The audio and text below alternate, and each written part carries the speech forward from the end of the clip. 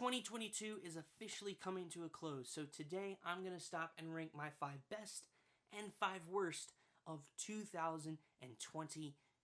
This is stuff Disney has either released, opened, or caused this year as we look at the best and the worst of 2022. And since you're already here, make sure to let me know in the comments down below, what is your favorite and least favorite things Disney has done this year? I would love to hear about it before I kick off my list. Without further ado, let's dive right in. Coming in at the 5 of the best side is Andor. This was incredibly surprising. For something that felt very slow burning, it quickly picked up the pace and turned out to be a very fun Star Wars show. I thoroughly enjoyed every moment of it, and to be honest, it was fun to see a different, grittier side of Star Wars. Coming in at number 5 on the worst side is lackluster Disney Plus content. Now, I understand Disney has to grow their streaming service. Disney is known for good content. For the most part, is known for good content. And this year just kind of felt a little lackluster, if I'm being honest. Between things like Obi-Wan, which I had huge hopes for, and Disenchanted, which I know a lot of people had hopes for, and Hocus Pocus 2, there seemed to be a lot of things that people were super excited about but felt disappointed. And you think with people like Tom Hanks and Robert Zemeckis and Ewan McGregor coming back to do these different things, but it just all fell short. Coming in at number 4 for the good side is end-of-year blockbusters. Black Panther: Wakanda Forever and Avatar: The Way of Water have both done very, very well this year. For the most part, Disney movies have done okay this year, but overall, it was nowhere near the success that Disney has had in the past. And granted, a lot of different things are going on, and momentum is still finding its way back into theaters, essentially since Spider-Man No Way Home came out last year, like 2021. But both Black Panther: Wakanda Forever and Avatar: The Way of Water have seemed to propel momentum going into 2023, and there are some exciting projects that we do have next year. I don't think it will reach 2019 level for Disney, as that was one of the best years they've ever had, but so far it's looking pretty up, and I'm excited to see all the different things that is coming for Disney next year. Coming in at number 4 for the worst side is Thor: Love and Thunder. Now, I have to quickly talk because I did give it some praise when I did my review back when it came out in, July? But the more I think about it, the more I just look at clips. I haven't rewatched it fully since it came out in theaters, but the more I think about it, and the more I listen to other reviews and have some conversations around it, the more it just doesn't sit well with me. And I know, like I said, a lot of good things about that movie. The stark contrast between Oscar winner Christian Bale in a dark, brooding role as Gore the God Butcher versus Sunshine and Rainbow, Jean-Claude Van Damme, Split Kick, Screaming Goat, section Thor, lovey-dovey stuff over here. This does not blend well, and thus creates something not good at all. Coming in at number 3 for the best things to happen to Disney this year is something that came out of left field that I think no one was expecting, and that was the release of former CEO Bob Chapek.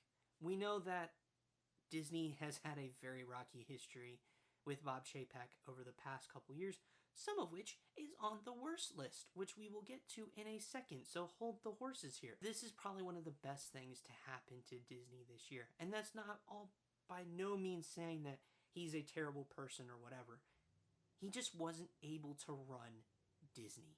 Sure, he could run something like Target or GameStop or whatever, but to run Disney, it takes a certain level that Chapek did not have. Number 3 for the worst list is kind of tying back to the good of this year, which is getting involved in politics.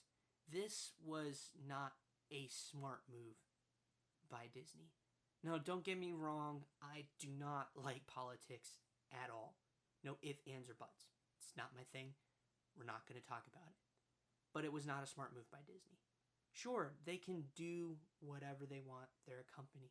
But at the end of the day, they're representing people from all across all different types of worldviews. But coming in at number 2 for the good side, kind of jump back to the good, is the Disney Wish. Now, I have not been able to do this yet. I will someday. But from videos that I have seen, it just looks beautiful.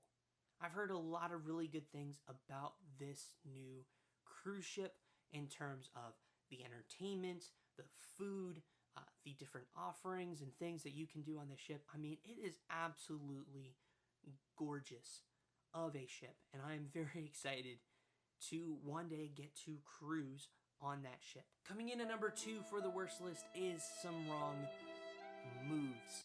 Things like Peter Rice being fired and Daniels stepping into like a streaming dispersion role, whatever his old title was. It was not a smart move. Peter Rice was well liked by a lot of people and was carried over during the 20th Century Fox acquisition that happened a few years ago. And he was well liked by a lot of people, and Chapek fired him out of the blue. And pointing Daniels to streaming and him being in charge of that, honestly, I could probably pinpoint a little bit of him and Chapek's ideas into why we had such a kind of downside year for streaming on Disney+. And number 1 is massive park ticket increases, problems, park stuff. There's been a lot of issues with the parks as of late, between fighting and ticket increases to lack of maintenance and rides shutting down and all the stuff. However, of course, with Chapek gone, that means we can hopefully move past all this and get back to, the way things were initially, which is putting money into the parks and ultimately making sure that they're well maintained and cast members are paid well and all this other stuff. Don't get me wrong, I still love Disney. I still love going to the parks. I still love cruising. I still love all this stuff. But it's very frustrating to see those things happen. But coming in at the number 1 spot for the best list, because I don't like to leave you guys on a down spot, is Guardians of the Galaxy Cosmic Rewind. Now, the reason why I put this ahead of the Wish is because I actually got to experience this.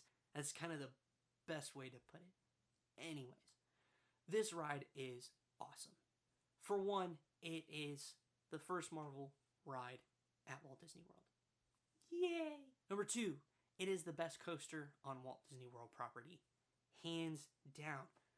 3, the way that they were able to weave it into the Epcot story, honestly, was very well done. Very well done. And the fact that I got to ride it 4 times, twice with the holiday version, twice with the regular version. I got the same song both times. It was one way or another, which, don't get me wrong, was a great song to go with this ride. But I wanted a little something else. I wanted Everyone Wants to Rule the World. I mean, who doesn't want that song? And that's it. That is my 5 best and 5 worst of 2022. Let me know yours in the comments down below. And while 2022 may be coming to a close, 2023 is roaring its head. And I'm very excited for all that is to come in the future. Of course, we have the 100th anniversary celebration next year.